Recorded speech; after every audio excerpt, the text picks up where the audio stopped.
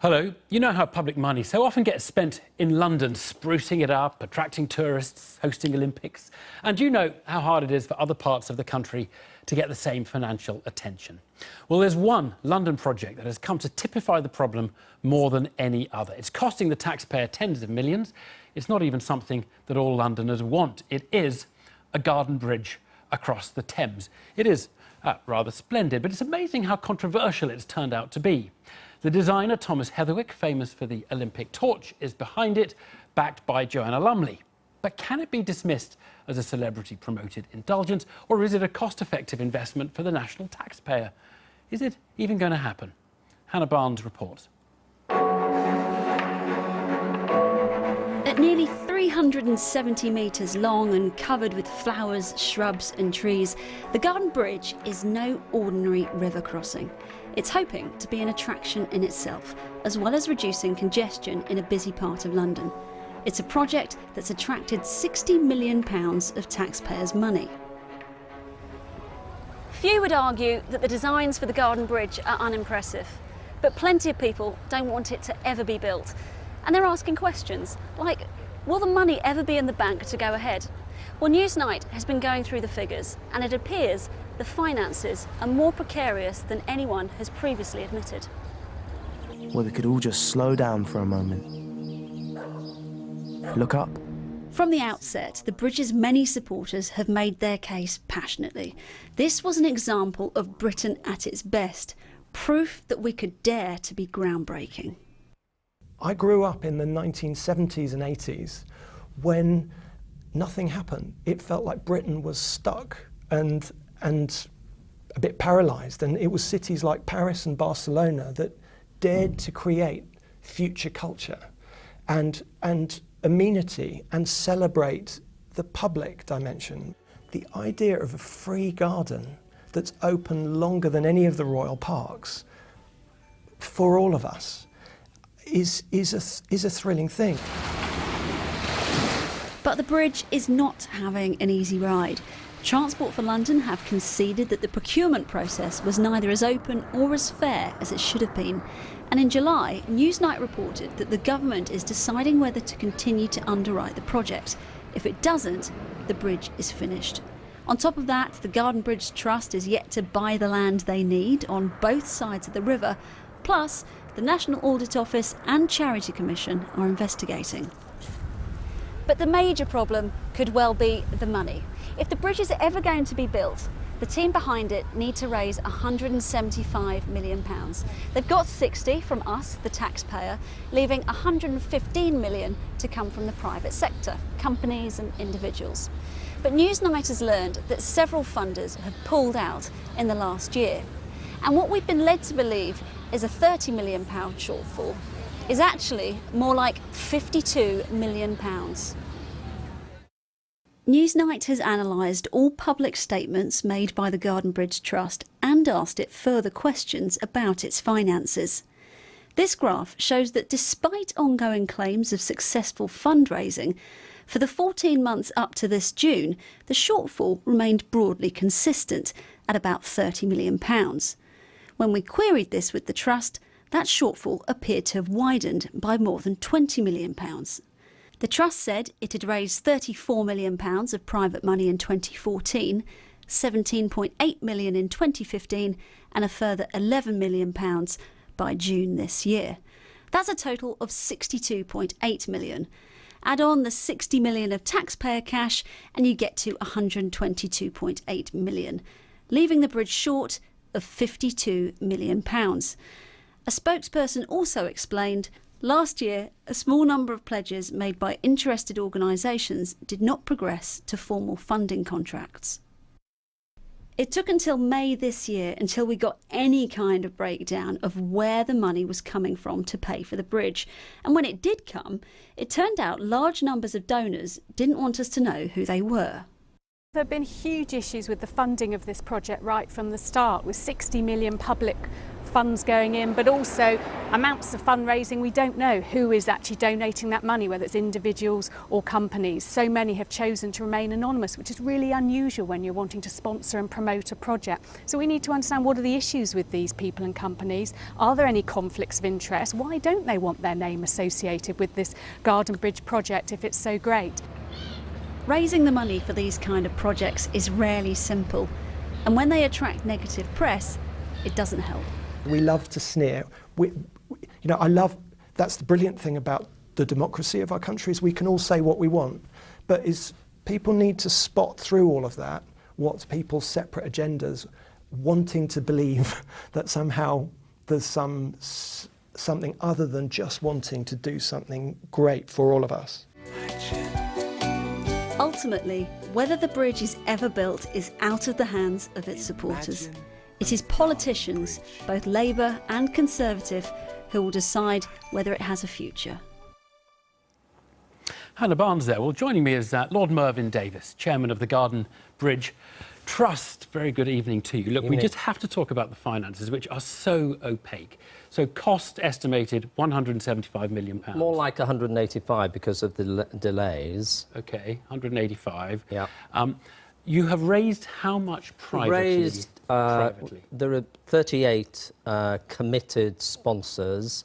We've raised 69, nearly £70 million. The pipeline is very strong. Right. So I would say, you know, when you look at these images, this is an iconic project, well governed. Yeah. I think it is important to remember the history of this. This was started by Transport for London, and then the Trust took over the project in May 2015. So we've got a very experienced group of trustees. The fundraising has good momentum. And I think inevitably with a project like this, inevitably there's some opposition. Right. Can I just, on this issue of momentum, because last year there was talk of having raised 85 million privately, and I don't understand the discrepancy between what you're saying, which is 70, and last year it was 80. I think in this June you referred to 83. Your press team told Hannah 63. So there are a lot of figures flying around. The number is 69 point, Right. you know, So 5 let's million. call it so 70. call it 70. Call it 70. 70. So how was it 80 last year? Is that the 10 that's gone away? We've had one or two that have gone away, but you know, maybe because of the uncertainty. Actually, one of them was because of a change of chief executive in the company. But I think it is important to note that the project has good momentum on fundraising. But how does it have momentum? Because actually, to be blunt, it looks like you're moving backwards. I mean, you've lost more money over the last year than I mean, there have been, you know, look, we've satisfied nearly 90 conditions for Westminster and Lambeth councils, so we're in great shape. But money-wise, no momentum money-wise. We've good momentum on planning, good momentum on our partnership with the Secretary of State, the Department of Transport and also Transport for London. So they sit at the table of the Trust. I think what I would say with confidence is we as a group of trustees believe we will raise the money. Okay. A lot of the money is anonymous. I mean... No, only five. Only it's about half of the... No, 38 committed sponsors who have signed commitments. Right. And they're not anonymous. They're not anonymous. So we could get how many of the 38 would be non-anonymous? But a number of them will only announce their inclusion as donors when the building work starts. Right. So we don't have to worry that there are any conflicts of interest? There are no conflicts of interest. There are 5 donors, which is I mean, I've raised money for the Royal Academy, for the Breakthrough Breast Cancer, a number of situations where great philanthropists in the UK want their names to be out of the limelight. So we do have 5 anonymous donors. Right, but essentially you're saying that, because it's 40 million at the moment of anonymous pledged money, as we understand it. Well, actually... And that's rather a lot, but you're saying that's going to just disappear, or most of it will disappear. There'll be 5 donors. Could I also add one other thing, which, when people talk about the government sort of contribution, for the 30 million from Transport for London, we are repaying over a longer period, 20 million of that. I mean, that's yeah, not but that's what, come on, you're a banker, you know that's worthless. I'm a numbers man, and you know, come on. we're also paying back. We're being charged VAT, so the government takes it. You know, gives us 30 million in one hand and takes it back over 20 million in VAT. Look, I have to ask you this, because so far You haven't built anything, obviously, and you haven't acquired the land at either end of the bridge. And yet, I think you've spent £36 million. Yeah. That is 20% of the entire cost of the project. That is about what it cost in today's prices to build the Millennium Bridge. So you could build a bridge for the money you've spent, and we've got nothing. Well, we have, because to get to planning, to get the construction, to get the work with Bouygues, to do all the work with Arab, that's hugely expensive. And remember that that's not even before £36 million. No, but £10 million was spent by Transport for London before the trust even got started. So actually, the monitoring of the cost. Sorry, so just to be clear, the 36 includes 10 before the trust ever became involved. The 26 has been spent since the trust was created. And we've got Paul Morell, who was the government's construction advisor as a trustee. We've got wide experience of the trust.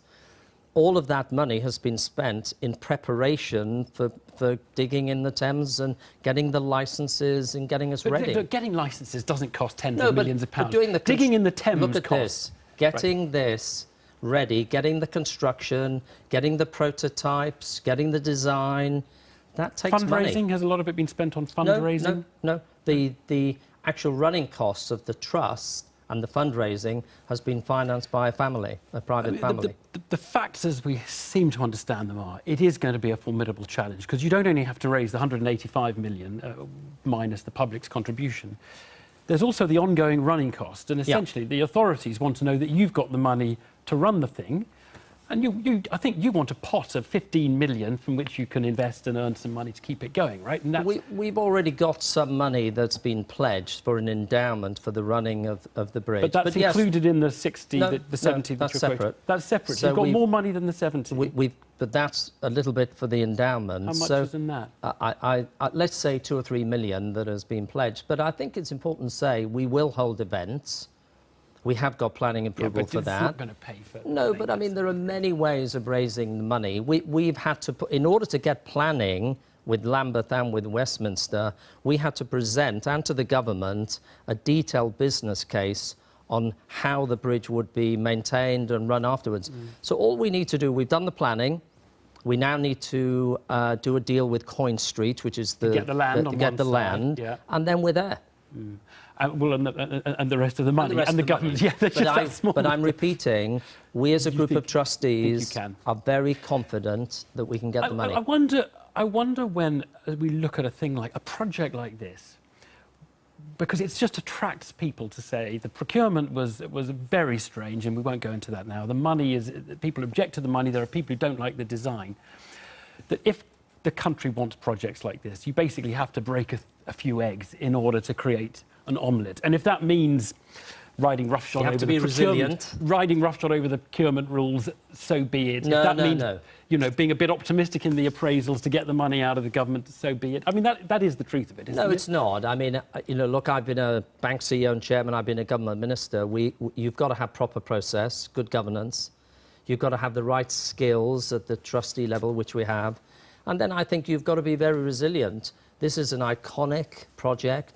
I think it's just wonderful for Britain. It does sum up what's great about Britain, and it's creative, it's imaginative. And I think on an evening like this in London, visitors, Londoners, walking across a bridge which has got 27,000 perennials, 270 trees, you know, it will be nice. Magical. Not nice, magical. 2018 or 2019? Probably 19. Thanks. Lord Davies, thank you very much.